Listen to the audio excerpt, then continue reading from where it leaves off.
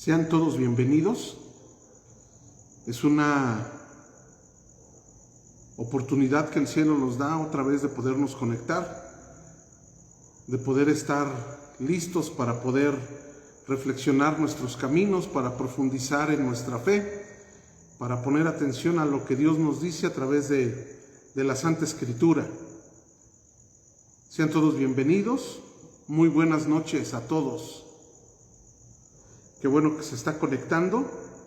Estamos esperando que cada uno de nosotros podamos, bendiciones a todos los que se conectan, a Gisela, al pastor Jorge, a Abraham, todos los hermanos que se están conectando, bendiciones,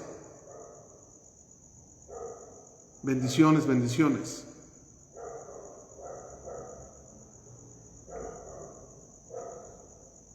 Oscar, bendiciones. Arturito, bendiciones. Me parece que es la hermana Sol, bendiciones. Muy bien.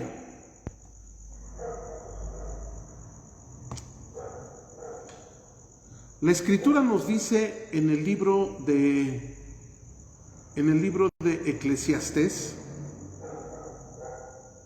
en el libro de Eclesiastés, capítulo número 4, verso 4. He visto asimismo que todo trabajo y toda excelencia de obras despierta la envidia del hombre contra su prójimo. Esto también es vanidad y aflicción de espíritu. Lo vuelvo a leer. Eclesiastés 4:4. He visto asimismo que todo trabajo y toda excelencia de obras despierta la envidia del hombre contra su prójimo.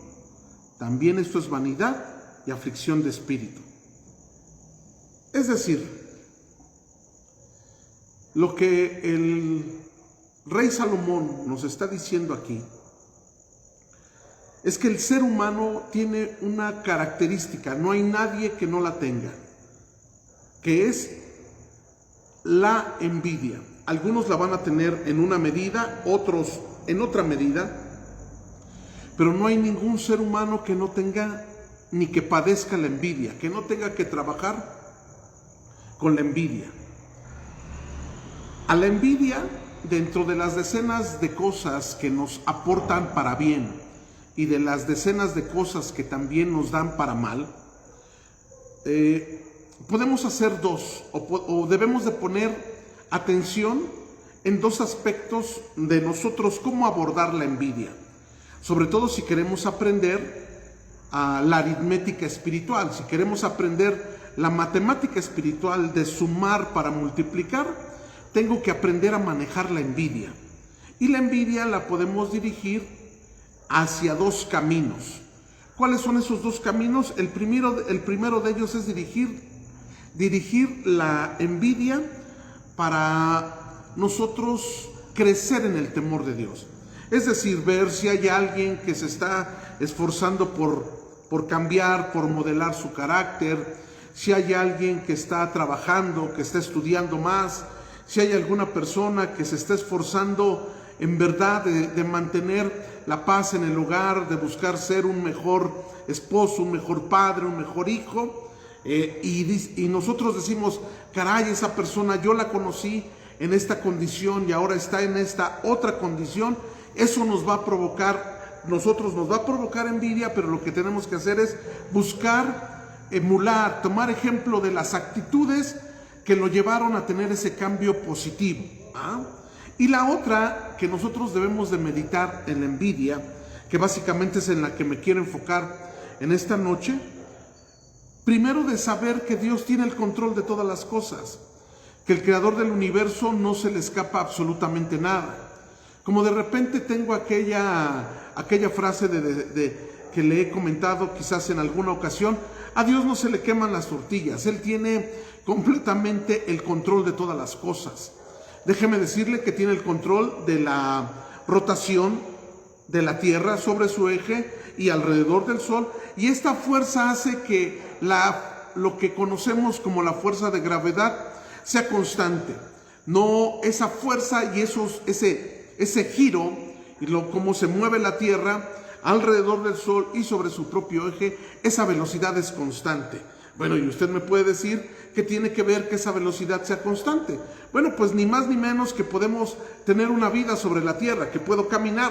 Si tan solo hubiera una variación en cómo rota la Tierra, en alguna de las dos cosas, la fuerza de gravedad se vería afectada y nosotros no pudiéramos tener la vida o como nosotros estamos acostumbrados a vivir. Si el nivel de oxígeno también no fuera el adecuado, no pudiéramos respirar adecuadamente, nos faltaría el aire o finalmente terminaríamos ahogándonos porque el nivel de oxígeno no es constante. De esta misma forma, Dios determina en la vida de todas las personas a quién le va a otorgar honor, a quién le va a dar cierta responsabilidad, a quién le va a dar cierto trabajo, a quién le va a dar cierto reconocimiento, a quién le va a dar cierto nivel de riqueza, a quién le va a llevar a tener una prueba en X o Y circunstancia de su vida, o en qué tiempo, o en qué periodo, o a qué año de vida se lo va a llevar. Todo eso lo declara o lo tiene presente Dios.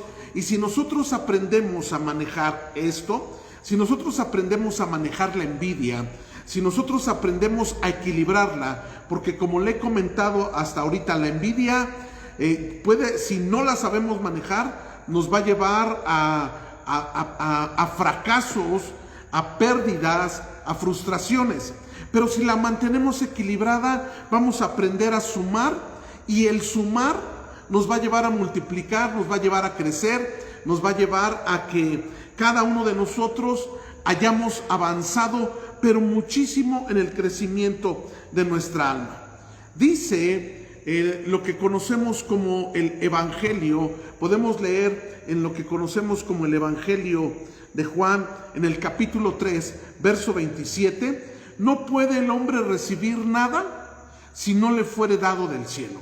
Es decir, todas las cosas que tenemos, para usted y para mí, que estamos en el camino de la fe, que estamos buscando profundizar, entrar o ir buscando la raíz más profunda y de ahí estar bebiendo y comiendo, usted y yo debemos de entender que del cielo es que recibimos todo. Dice, leo entonces, en lo que conocemos como el Evangelio de Juan, capítulo 3, verso 27, el hombre no puede recibir nada si no fuere dado del cielo.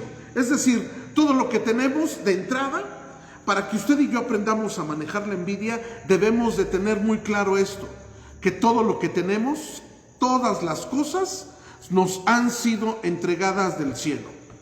El grado de riqueza, el grado de honor, el grado de reconocimiento, las responsabilidades, el trabajo, la prueba, la lucha, todo en absoluto viene para nuestro bien, pero que no se nos olvide que se nos ha sido entregada del cielo. Eso es muy importante. Usted y yo debemos todos los días, bajo la circunstancia que le quiera mover en su vida, usted y yo debemos de tener mucha claridad que eso que me está ocurriendo no viene de ninguna otra parte, no viene de ninguna otra parte, sino del cielo, es decir, del Padre bueno, del Padre que sabe qué es lo que necesito en ese día para crecer. No solamente voy a necesitar bendición, también voy a necesitar situaciones adversas que pongan a prueba mi carácter, que pongan a prueba lo que yo estoy queriendo vencer, como en este caso la envidia. Si yo posiblemente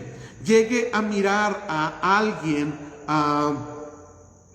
que se le está dando cierto honor, que en ese momento creo yo que lo debo de merecer, yo con anterioridad debo de estar interiorizando, metiendo a mi mente, bajándolo a mi corazón para que después se me haga una verdad de vida, de saber que todo lo que tiene, no solamente yo, todo el mundo viene de parte de Dios. Así que si usted y yo queremos aprender a sumar para multiplicar, algo que debemos de tener con mucha claridad, una verdad que debemos de tener con mucha claridad, metida hasta los huesos, hasta la misma alma, es que nadie puede recibir nada si no le ha sido dado del cielo.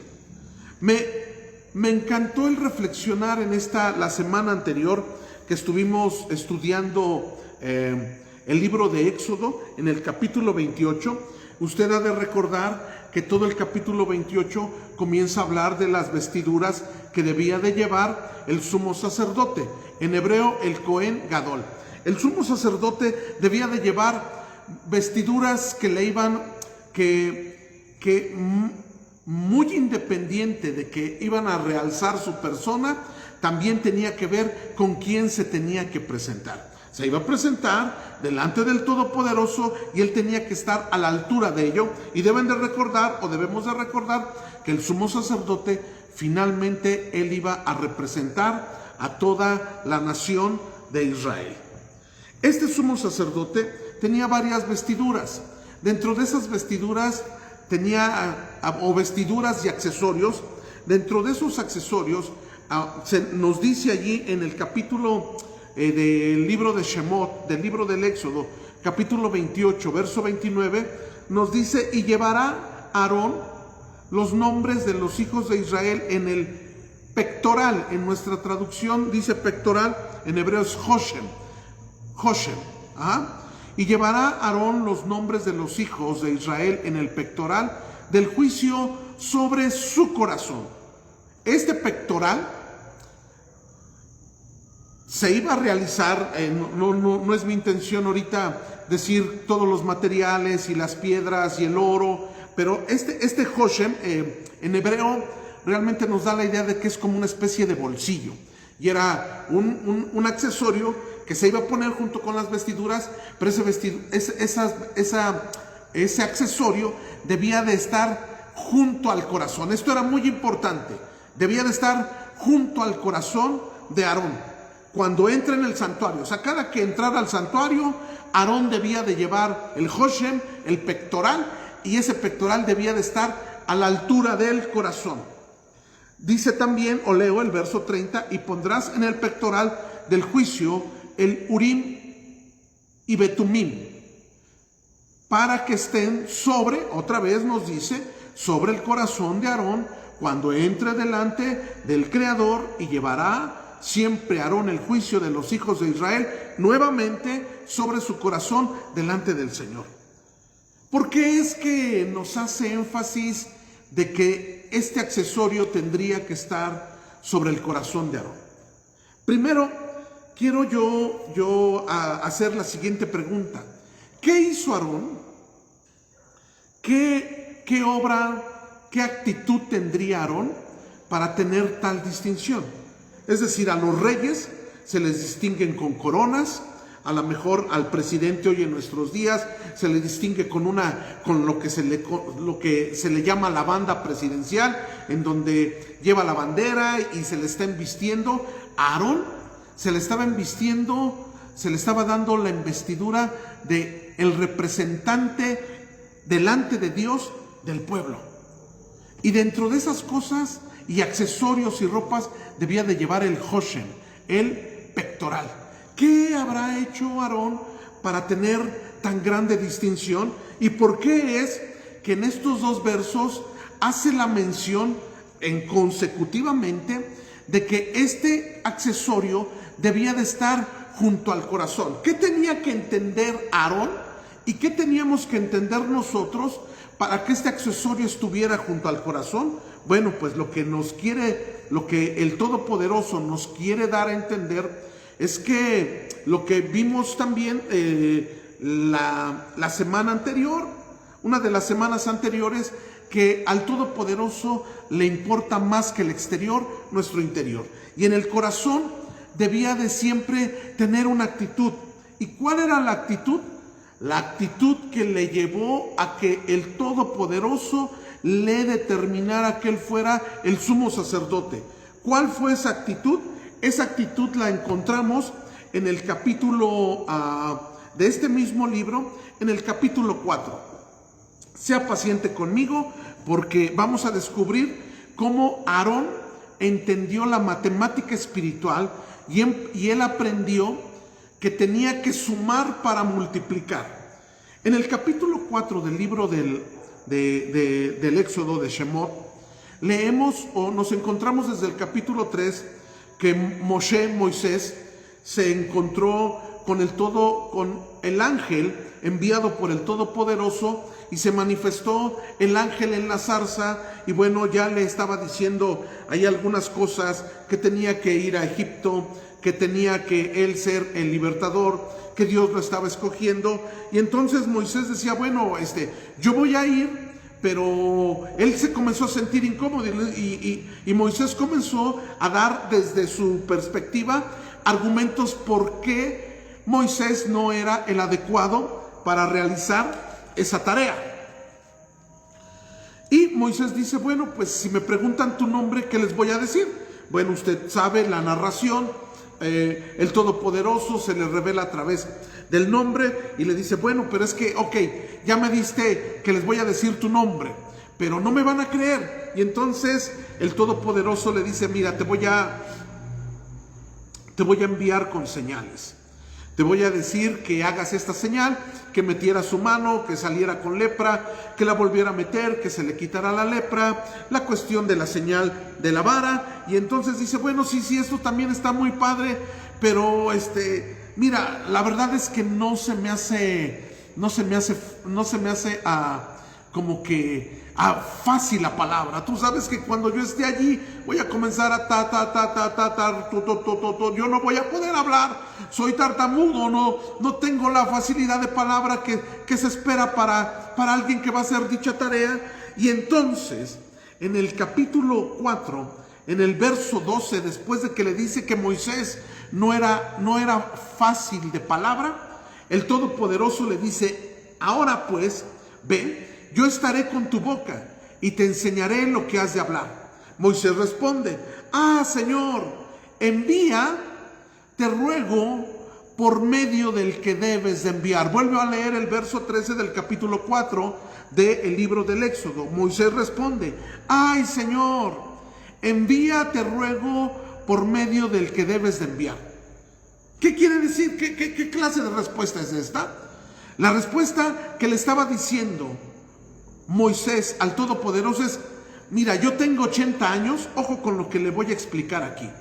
Yo tengo 80 años en los que de alguna forma yo he sido ajeno a la vida íntima del pueblo de Israel. Yo no he estado, los primeros 40 años de mi vida, usted ya sabe dónde vivió, en el palacio con Faraón. Yo estuve allí, yo estuve ajeno a la vida íntima. Después de esos 40 años, yo quise hacer algo por el pueblo hebreo y no lo pude hacer quizás como debía. Maté un egipcio, lo escondí en la arena, tuve que salir, y los otros 40 años de mi vida, por esta acción que yo hice, que yo realicé, me dediqué a ser pastor de las ovejas de mi suegro. Y en estos 80 años, en realidad, a quien tú le has hablado para solucionar los problemas en Egipto de tu pueblo ha sido a mi hermano mayor Aarón. A él has hablado, con él has tratado, él ha solucionado las cosas, y yo realmente soy ajeno. O sea, la verdad es que es mejor que le envíes a él. Y entonces Dios le dice una contestación. Dios le contesta de una forma increíble a Moisés. Y esta es la actitud que llevó a Aarón a ser el sumo sacerdote, a que tuviera tal distinción, a que tuviera el accesorio, por lo siguiente. Porque dice, verso 14, ¿no conozco yo a tu hermano Aarón levita, y que él habla bien? He aquí, él saldrá a recibirte, y al verte se alegrará en su corazón. Pues a lo mejor si usted y yo pensamos y decimos, pues era lógico, piense, mire, póngame mucha atención, porque de aquí usted debe de aprender la lección de hoy. La lección de la matemática es que usted tiene que sumar para multiplicar. Hasta ahorita le he dicho que Moisés, los 80 años que hasta aquí tiene de vida, él ha estado ajeno a la vida íntima, a la vida del día a día del pueblo de Israel. ¿Quién es el que ha estado allí pendiente? Su hermano mayor, Aarón. Él es el que lo reconocen. De hecho, para el pueblo, él es el líder que ha estado allí. Pero resulta que el dueño de la compañía, a la hora de nombrar al gerente general, dice, ¿sabes qué? No va a ser Aarón. No va a ser Aarón. ¿Quién va a ser? Vas a ser tú. Y cuando se entere Aarón, Aarón lo va a tomar de la mejor forma. Tú no te preocupes. Quizás usted dice, pues claro, eran hermanos, ¿cómo no lo va a tomar? Se van a alegrar bien. No, si usted está pensando así, déjeme decirle que yo dudo de que usted esté leyendo y estudiando las Escrituras. Porque desde el capítulo o desde los principios del libro de Génesis, ya nos dice que el pleito entre los hermanos siempre van a existir y entre ellos siempre va a haber envidia. O sea, la envidia se nos comienza a enseñar, porque es algo que usted y yo tenemos que aprender a manejar desde Caín y Abel. Y usted y yo debemos de tener mucho cuidado cómo estamos manejando la envidia, porque por envidia Caín mató a Abel. Génesis 4:8 lo dice, que se fue encima, que trató, que él buscó de apagar la luz de Abel. Ismael e Isaac. Génesis 21:9, usted lo busca. Génesis 21:9. Dice que en ese instante lo que nos dice el verso es que Sara le dijo a Abraham, ¿sabes qué? La forma en cómo está mirando Agar y cómo trata Ismael a Isaac no me gusta. Esta situación se está complicando, y cuando dice allí jugaba en el hebreo y en nuestra traducción dice que se burlaba, era con una intención más grande de hacerle daño. Ismael estaba pensando hacerle daño a Isaac por la cuestión de la primogenitura. Allá con Caín y Abel tuvieron envidia porque a uno le recibió una ofrenda y al otro no. Con Ismael e Isaac la cuestión era por quién iba a recibir el honor, y entonces hubo envidia y hubo una diferencia de corazones que Ismael buscaba dañar a Isaac. Esaú y Jacob. Esaú y Jacob, usted lo conoce. Pero en el caso de Aarón y Moisés, que son hermanos, que a la hora de que van a distinguir a alguien que no ha tenido el trabajo, que no ha hecho la labor, vamos a decirlo en términos coloquiales, que de alguna forma no ha picado piedra con el pueblo, que ha estado ajeno. Pero cuando tú y yo entendemos lo que leímos en un principio, que nos enseñó lo que leímos en Juan capítulo 3, verso 27, que nadie recibe nada si no le es dado del cielo. Aarón estaba haciendo la tarea. Aarón estaba metiéndoselo en su mente. Yo no me debo molestar, yo por el contrario, va a repetir conmigo lo siguiente: me debo de alegrar con el éxito de otros. Dígalo usted, me debo de alegrar con el éxito de otros. Cuando Aarón estuvo repitiendo esto, lo entendió, lo bajó a su corazón, lo estaba interiorizando. Cuando el Todopoderoso le dijo: quiero que salgas a recibir a tu hermano en el desierto, que lo pongas en acción, lo que estudiaste, lo que bajaste a tu corazón, lo pongas por acción. Dice, leemos en la Escritura, el verso 27, y el Señor dijo a Aarón, del mismo capítulo 4, ve a recibir a Moisés al desierto. Él fue y lo encontró en el monte de Dios y lo besó. ¿Sabe qué? Esta es la mejor forma de manejar la envidia. Vimos, bueno, no profundizamos, pero vimos el caso de Esaú y Jacob, el caso de Ismael e Isaac, el caso de Abel y Caín. Pero ¿quién rompió de alguna forma lo que se venían haciendo con los hermanos? No lo rompió Moisés, lo rompió Aarón. Y Aarón fue la persona que dijo: yo no voy a tomar una actitud de rivalidad. Yo sé que Dios le da a cada quien lo que debe de tener. Dios le da a cada quien la honra. En ese momento, ¿para quién era la honra? En el momento histórico que estamos leyendo de Éxodo 4, ¿para quién era la honra? Para Moisés, no para Aarón. Pero Moisés se alegró. De hecho, usted y yo recitamos un salmo muy seguido. Cada que usted y yo queremos hablar de la unidad, cada que inclusive en los círculos religiosos que van a hablar de unidad, se recita un salmo que es muy conocido, y todo el mundo dice: es que el salmo habla de la unidad. Bueno, sí habla de la unidad, es una verdad, pero lo que hoy le estoy diciendo es que habla de unidad y habla de un personaje, el personaje que estamos mirando ahorita. Mirad cuán bueno y cuán delicioso es, dice el Salmo 133. Mirad cuán bueno y cuán delicioso es habitar los hermanos juntos en armonía. Y de ahí, mire, hermano, yo he escuchado tantas cosas que se hablan de la armonía, pero no he escuchado que para que haya armonía tengo que aprender a manejar la envidia. Y la envidia, no estoy hablando de la envidia con el jefe, no estoy hablando con la envidia con el vecino, estoy hablando de la envidia en la familia, con los hermanos. La envidia con los hermanos. No se vaya muy lejos.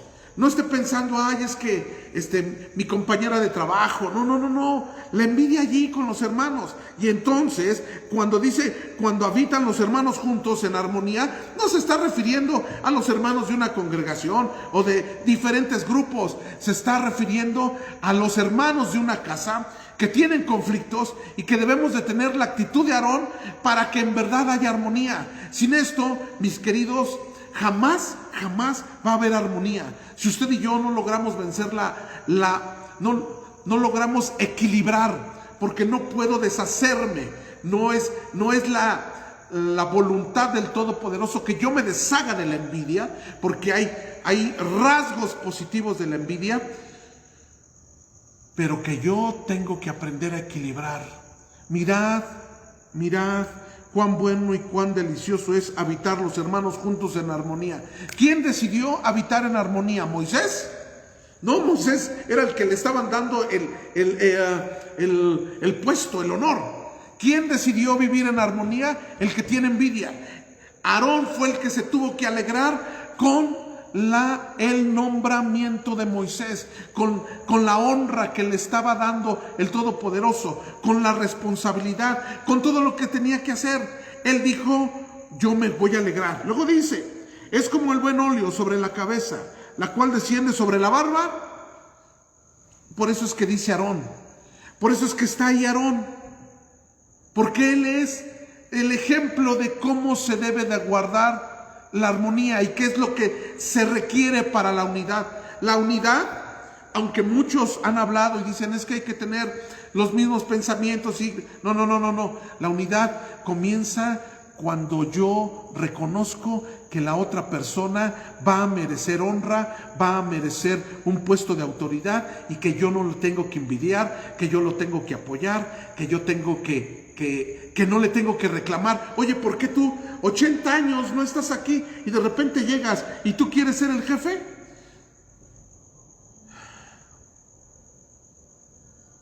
Solamente así se suma para multiplicar. Es ahí cuando viene la bendición. Usted ya sabe todo lo que dice el Salmo. Termina diciendo la última frase de estos 3 poderosos versos del Salmo 133: porque allí envía bendición y vida eterna. ¿Dónde es que envía la bendición? Donde estamos trabajando la envidia, donde donde yo entiendo que es Dios quien está honrando a otro y no a mí, y yo me debo de alegrar, y yo no debo de decir: bueno, luego me toca la mía y yo me tengo que esperar. No es de en serio alegrarse por aquella persona. Esto no es una cosa fácil. Ahorita yo lo digo, usted lo escucha, lo apunta, a lo mejor se motiva, pero hacerlo nos va a llevar tiempo. Pero esto le va a llevar a multiplicar bendiciones en su casa, en su matrimonio, con sus hermanos, a la hora que Dios no lo quiera. Pero definitivamente Dios no lo quiera que usted se enfrente a una situación en donde haya problemas familiares de una herencia que no se pudo arreglar, de una situación, de una casa que está, mire, esto es la vida, y en la vida usted y yo, de las cosas que vamos a tener que aprender a batallar es con la cuestión de la envidia. Cuando alguien falta, uy, hermano, usted lo sabe, no son cosas que yo le tengo que decir. Si no se arregló la herencia, todo mundo va a creer quedarse con un pedazo de tierra, con unos aretes, con una gargantilla, con una corona, con lo que sea. Y usted tiene que aprender a manejar la envidia. Aquí sí quiero que me acompañe. Quiero que me acompañe busque, si lo tiene, si no, solo apúntelo. En el libro de Bereshit, en el libro de Génesis, cuando el patriarca Jacob sale porque Esaú lo quiere matar, llega ya a la tierra donde está su tío Labán, comienza a hacer trabajos, se enamora de Raquel, comienza a trabajar por ella. Usted ya sabe todo esto. Ya una vez que se casa con ambas, por lo que ya nos narra la palabra, en el capítulo 29, verso 31, se lee de la siguiente manera: y vio el Todopoderoso que Lea era menospreciada y le dio hijos, pero Raquel era estéril. Yo le recuerdo, ¿por qué era era Lea la menospreciada? Porque por ella no trabajaron, o sea, por ella no trabajó. Jacob por ella no trabajó. Y obviamente era menospreciada porque por ella no habían trabajado. Y la forma en la que Dios le estaba consolando y la estaba honrando era dándole hijos. ¿Y a quién no le dio hijos? A Raquel. Muy bien, eso téngalo en cuenta allí. Tenga en cuenta esa parte. Y ahí nos comienza a decir quién tuvo hijos, cómo se llamaron, el nombre de los hijos de Lea, que fueron los primeros 4 que vino a dar, y que esos hijos son de una relevancia muy importante en la historia del pueblo de Israel: Rubén, Simeón, Leví y Judá, los 4 primeros. Y bueno, ya ahí nos comienza a narrar la cuestión de cómo iban a venir los hijos, cuando Raquel le da a Jacob a su sierva para que tenga hijos, etcétera, etcétera, etcétera. Pero hay una parte muy importante en donde verso número 14. Fue Rubén era el hijo primogénito de Lea. Fue Rubén en tiempo de la siega de los trigos, y halló mandrágoras. Es la segunda vez, pero ya me conoce. Halló mandrágoras en el campo y las trajo a Lea, su madre, y dijo Raquel a Lea: te ruego que me des las mandrágoras de tu hijo. Estas mandrágoras, dicen los comentaristas, que ayudaban a la hora podían hacer más fértil a una mujer, y a la hora de tener intimidad, había muchas más posibilidades de poder concebir. De hecho, en algunas traducciones, en vez de decir mandrágoras, eran lirios o jazmines. Pero la cuestión es que estas mandrágoras, estos jazmines, ayudaban a hacer a la mujer más fértil. Y entonces, quien los encuentra es el hijo de Lea. Lea es la menospreciada hasta este momento. Ojo, Lea es la menospreciada hasta este momento. Y entonces Raquel le dice: oye, ¿sabes qué? Te ruego que me des las mandrágoras de tu hijo. Hasta este entonces, ojo, Raquel no ha tenido hijos, solamente ella misma, o sea, ella no ha tenido hijos. Ha tenido hijos por la cuestión de que le ha dado a la sierva, pero ella misma no ha tenido hijos. Y entonces le dice: dame esas mandrágoras, porque hay posibilidades más grandes de que yo, al estar con mi esposo, pues las mandrágoras me ayuden a poder concebir. Ojo cómo responde Lea. 30:15. Y ella respondió: Es poco, fíjense cómo responde Lea, es poco que hayas tomado mi marido, sino que también te has de llevar las mandrágoras de mi hijo. Y dijo Raquel, pues dormirá contigo esta noche por las mandrágoras de tu hijo. A ver, ojo, porque aquí Lea se puso, pues hasta un cierto punto, digo yo, muy leona. Lea. Porque le dice, ojo, ¿cuál es la respuesta de Lea? ¿Es poco que hayas tomado mi marido? ¿El marido de quién era en realidad? ¿De Lea o de Raquel? De Raquel. ¿Por qué Lea le dice, es poco que hayas tomado mi marido? En ese momento, ojo, porque cuando se maneja la envidia, cuando se manejan las emociones y las emociones están hirviendo, uno quiere comenzar a decir y uno quiere comenzar a expresar cosas que después ya no hay forma de que, una vez que las palabras ya salieron, van a causar el daño o la edificación con la que haya salido. Las emociones lo que buscan desconectar es nuestra boca del cerebro. Pero aquí en este momento Raquel tuvo el temple para no pelear con su hermana, para aprender a sumar, para multiplicar. Y ella en este momento, mire, con las manos en la cintura, como dicen, Raquel le pudo haber dicho, a ver, hermanita linda, vamos a sentarnos porque vamos a aclarar ciertas cosas. Como de repente yo he oído por allí cuando las hermanas arreglan sus problemas, ¿no? Que le dicen, a ver, hermanita, quiero hablar contigo, vamos a ir aclarando algunos puntos. Así le pudo haber dicho Raquel a Lea, vamos a aclarar algunos puntos. A ver, quien trabajó y quien estaba enamorado de este hombre era de mí, no de ti. Número 2, yo te di a ti las claves para que tú no fueras descubierta la noche de bodas. Yo te dije, yo mismo ayudé a que tuvieras una buena noche, una noche de bodas, a que te casaras, a que yo te ayudé, yo te colaboré. Tú comenzaste a tener hijos, sí, en el camino me equivoqué. Pero tú realmente, hermana Lea, no tienes ningún derecho de venirme a decir que me quitaste a mi marido, porque realmente quien lo hizo fuiste tú. ¿Tenía derecho? Claro que tenía derecho. ¿Era lo correcto?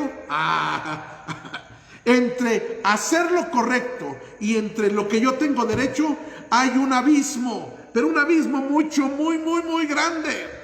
Pero quien quiere aprender a sumar para multiplicar, mire, calladito se ve más bonito. ¿Cuáles fueron las consecuencias de esto? Las consecuencias ahí mismo van a estar. Entonces, verso 16, cuando Jacob volvía del campo a la tarde, salió Lea a él y le dijo, llégate a mí, porque a la verdad te he alquilado por las mandrágoras de mi hijo. Y durmió con ella aquella noche. Y Dios oyó a Lea y concibió y dio a luz al quinto hijo a Jacob. Y dijo Lea, Dios me ha dado mi recompensa. El verso número 22. Y se acordó Dios de Raquel y la oyó Dios y le concedió hijos. Y se acordó Dios de Raquel y la oyó y le concedió hijos. ¿Qué fue lo que movió esto? Decenas de cosas, pero una de ellas, tenga la seguridad de que aprendió a sumar para multiplicar. De que cuando ella quiso exponer su derecho, cuando ella quiso exponer las cuestiones y hasta un cierto punto decirle sus cosas a Lea, no se las dijo, y muy por el contrario, solamente terminaron el acuerdo, y eso provocó a la postre que por fin Raquel tuviera un hijo, y entonces vino José. Y ese José, bueno, de él nos pudiéramos pasar otros 39 minutos hablando solamente de la vida de José. Quiero concluir. Usted y yo debemos de aprender a sumar para multiplicar, y la lección anterior era, para sumar tengo que restar. Bien. Hay una persona, el rey Shaul, fue una persona que no supo ni restar, ni sumar, y se equivocó de todas a la hora buena. Usted debe de recordar que el Todopoderoso le da una indicación y le dijo: debes de terminar con Amalek. No lo hace, guarda lo mejor del ganado, le conserva la vida al rey Agag, que en ese entonces estaba en turno el rey de los amalecitas. ¿Por qué? Porque él se acostumbró, ojo, porque él se acostumbró a recibir el honor de la gente. ¿Qué fue lo que tuvo que renunciar Aarón? ¿Qué tuvo lo que restar para sumar y multiplicar? El honor que hasta ese momento él tenía. ¿Usted quiere conservar la paz en su casa? Tiene que aprender a restar y a dejar aquello que no abona para la bendición de su hogar, para la bendición de su matrimonio. ¿Quiere multiplicar? Abone, trabaje la envidia, trabaje esas emociones que de repente nos quieren saltar y quieren llevar a la ruina nuestra vida. Porque finalmente, eventualmente, Saúl, hasta el momento vino el profeta Samuel y le dijo: de aquí ya no vas a pasar. Dios se buscó a otra persona y tú, como estás buscando la honra de la gente, eso es lo único que te vas a quedar. Queridos, trabajemos y meditemos en estas cosas, porque la matemática espiritual es muy sencilla. Y es así porque las reglas están hechas por el cielo. Para que tú y para que yo podamos sumar y a la postre multiplicar, necesariamente tenemos que trabajar con nuestras emociones, y una de ellas que está metida, que la tiene todas las personas, que la tenemos tú y yo, es la envidia. Trabajemos en ello y seguramente a la vuelta de los días, de los meses, quiera Dios a los años, veamos el fruto de haber trabajado la envidia. Eso seguramente nos va a hacer que nos parezcamos más al que dio la vida por nosotros y que ahora está sentado a la diestra de Dios Padre, que le resucitó de entre los muertos. Que usted tenga una linda noche, medite. Si Dios no dispone ninguna otra cosa, nos estaremos viendo dentro de 8 días aquí con su servidor. Espero que mañana seguramente van a tener la oportunidad de escuchar otra meditación de la Escritura. Sean bendecidos. Si tienen algún comentario, alguna cosa que preguntar, alguna duda, alguna precisión que quiere que yo le haga, usted pues lo puede escribir ahí en los comentarios. Que usted tenga una linda y muy bendecida noche. Bendiciones.